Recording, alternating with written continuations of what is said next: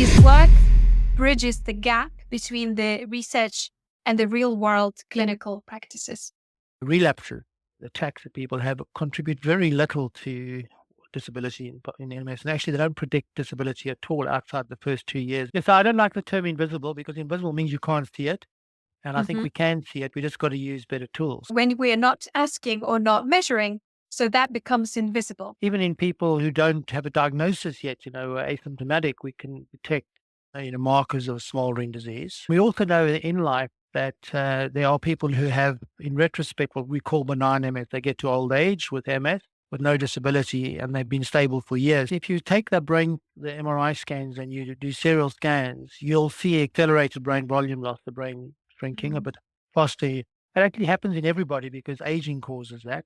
But in people with multiple sclerosis, there's a more rapid brain shrinkage. We're selling people with MS short at the moment in terms of the evaluations that we can do at important stages in their disease journey. MS, and over 50% of people said they found it difficult to articulate their symptoms to the healthcare professional. The concept of structured information is a way to assist that communication gap that you've highlighted as important. Plasticity really means that what's left behind, in other words, not irreversibly damaged, can adapt to the damage and take over function. So it's actually like repurposing existing pathways or to recover function. The stimulus for recovery of function is actually physical activity or rehabilitation. And same with cognition. Doing cognitive rehabilitation improves cognition. Less people got worse, but not only that, more people got better. We're going to have to give both treatments, an anti-inflammatory, and then combine it with a drug like tolebrutinib,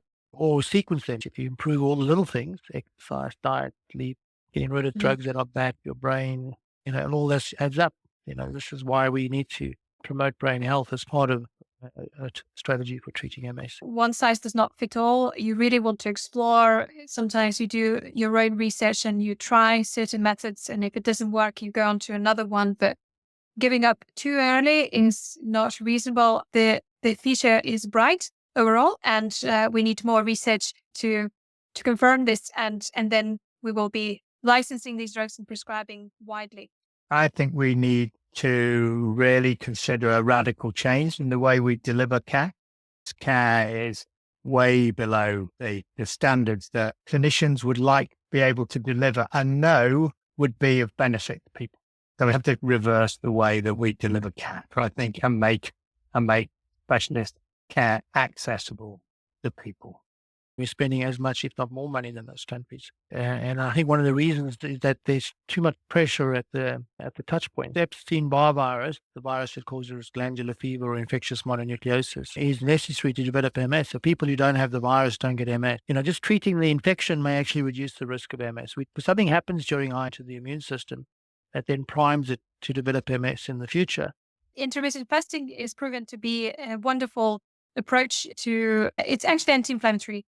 When you are exposing yourself with a good quality home-cooked diet, you feel much, much better. Your symptoms are milder and overall quality of life improves. So everyone take care